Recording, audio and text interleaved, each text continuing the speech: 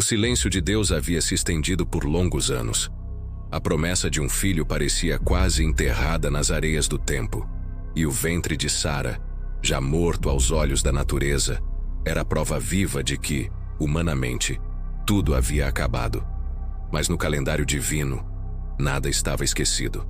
Quando o Senhor marca o tempo, nem a esterilidade, nem a velhice, nem as forças da carne podem impedir o cumprimento do que ele determinou.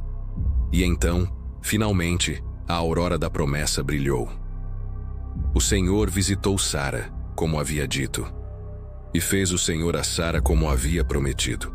Assim se cumpre a palavra em Gênesis 21. O impossível acontece. O riso de incredulidade de outrora se transforma no riso da fé consumada. Um menino nasce, e seu nome será Isaque, o riso que testemunha que Deus transforma a zombaria em júbilo. O nascimento de Isaque não é apenas um evento biológico ou familiar, é um ato cósmico, pois nele se cumpre a aliança feita com Abraão. Nele repousa a continuidade do pacto eterno que levaria, através de gerações, ao nascimento de Cristo, o Filho prometido para a redenção do mundo. O choro do bebê em sua tenda ecoava como trombeta de vitória sobre o desespero humano.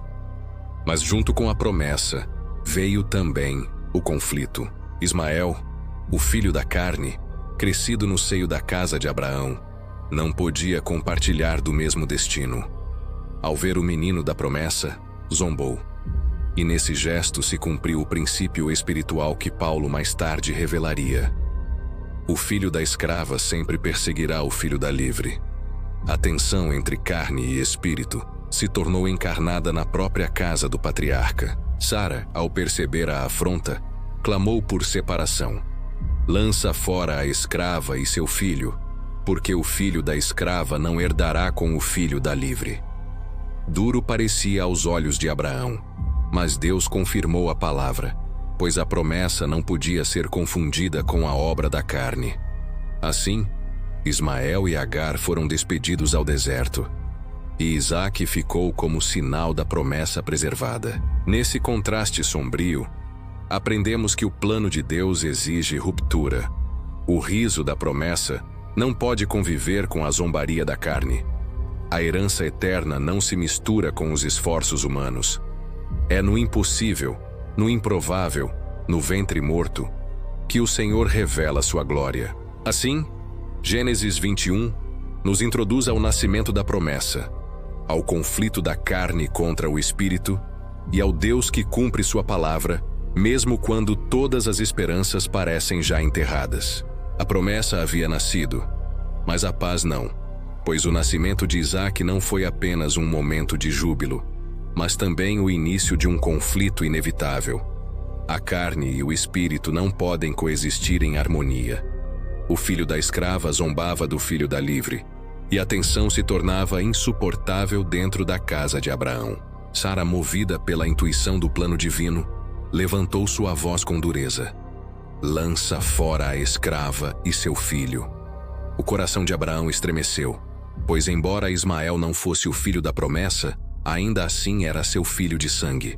A separação parecia cruel, mas a voz de Deus confirmou a palavra de Sara. Em Isaque será chamada a tua descendência. Ismael teria sua parte, mas a herança espiritual não lhe cabia. E assim, com pesar, Abraão entregou pão e um odre de água a Agar, e os enviou ao deserto de Berseba. A cena era de profunda dor. Uma mãe e um filho vagando sem rumo, sem sombra, sem sustento. Quando a água acabou, Agar, desesperada, deixou Ismael à sombra de um arbusto e se afastou, pois não suportava ver a morte de seu filho. Ali, no silêncio seco do deserto, ergueu-se um grito. O menino clamava em sua angústia, e Agar chorava ao longe, mas os céus não estavam em silêncio, pois o Deus que vê o aflito inclinou-se novamente ao clamor da escrava. O anjo do Senhor a chamou. Não temas, porque Deus ouviu a voz do rapaz, e abriu os olhos de Agar para que visse um poço de água. O menino reviveu, e com ele a promessa feita a Abraão. Ainda que Ismael não fosse o filho da aliança, tornaria-se pai de uma grande nação. A graça divina não o abandonaria, mas o marcaria de forma diferente, como herdeiro da carne, não da promessa. Aqui, a narrativa adquire uma densidade teológica. O deserto, que parecia o fim, torna-se lugar de revelação. Agar compreende mais uma vez que o Deus que a encontrou junto à fonte, no passado, é o mesmo que a encontra agora. O Senhor preserva até mesmo aquele que não herda a promessa espiritual, porque sua misericórdia se estende a todos, mas sua aliança se cumpre somente em quem ele escolheu. Enquanto isso, a vida de Abraão seguia em Berseba. Ali, um novo episódio de significado profundo ocorre. Abimeleque, o rei filisteu, que antes havia experimentado a intervenção divina por causa de Sara, retorna agora para fazer um pacto com Abraão. Ele reconhecia que Deus estava com o patriarca em tudo o que fazia. O pacto em Berseba não foi apenas político, foi espiritual. O lugar recebeu o nome de Poço do Juramento, pois ali Abraão e Abimeleque firmaram uma aliança, selando paz entre eles. Mas até mesmo nesse ato havia uma sombra profética. Abraão, o estrangeiro peregrino, recebia um reconhecimento de sua presença legítima na terra. Era um sinal de que a promessa começava a lançar raízes, mesmo que ainda em caráter provisório. Abraão, após o pacto, plantou um tamargueiro em Berseba e invocou o nome do Senhor, o Deus eterno. Ali, o patriarca erguia não apenas uma árvore, mas um testemunho. A promessa não estava restrita a tendas e desertos, mas firmada pelo próprio Deus que jurou cumprir sua palavra. Assim, Gênesis 21 se desenrola em dois eixos dramáticos: a separação da carne e do espírito e a preservação da promessa no meio de alianças e conflitos. No choro de Agar, vemos a dor da humanidade afastada. No nascimento de Isaque, vemos a vitória da graça. No pacto com Abimeleque, vemos o prenúncio de que a terra prometida seria, um dia, conquistada. A cena é marcada por contrastes: riso e lágrimas, nascimento e quase morte, promessa e exclusão, graça e juízo. Mas em tudo, o fio invisível da fidelidade divina continua conduzindo a história. O riso de Sara ecoava na tenda, mas era um riso pesado, moldado pela memória da incredulidade e agora purificado pela realização do impossível. Isaque estava diante deles, o filho da promessa, a criança que não poderia nascer pela carne, mas apenas pela intervenção do Deus eterno.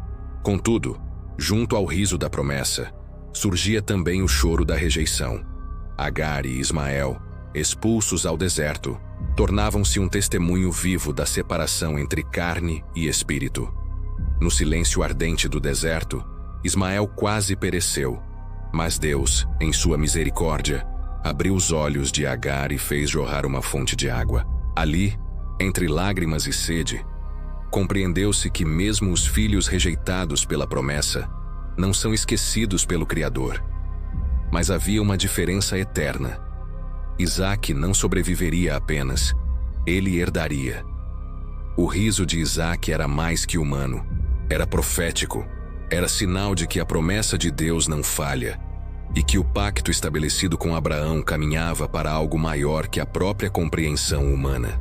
Abraão, ao pactuar com Abimeleque em Berseba, selava mais do que um acordo entre homens. Selava o testemunho de que o Deus que cumpre promessas é também o Deus que preserva caminhos. O juramento junto ao poço não era apenas sobre água e terra, mas sobre fidelidade e permanência. Ali Abraão plantou uma tamargueira, árvore que cresce lentamente, como quem proclama que a promessa divina floresce não na pressa humana, mas no tempo eterno de Deus.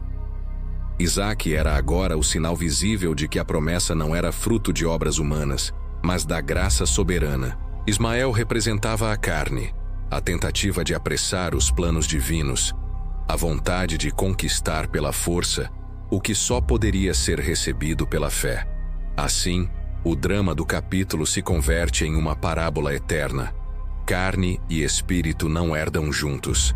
Promessa e presunção não compartilham o mesmo altar. O peso teológico deste clímax aponta além da própria narrativa. Isaque prefigura Cristo, o filho da promessa suprema, nascido contra toda expectativa, não pela carne, mas pela intervenção divina. O riso de Sara anuncia o cântico de Maria. O poço de Agar antecipa a água viva oferecida no deserto da alma. E o pacto em Berseba lembra que Deus preserva a história até que o Cordeiro venha cumprir toda a promessa. Assim, Gênesis 21 se encerra não apenas com o nascimento de uma criança, mas com o eco da eternidade. Deus é fiel, mesmo quando o homem tropeça. A promessa resiste mesmo quando a carne perece. E a graça prevalece mesmo quando o deserto parece não ter fim. O filho da promessa já está entre eles, mas seu significado só se revelará plenamente no filho que virá, em quem todas as promessas encontram o seu sim e o seu amém.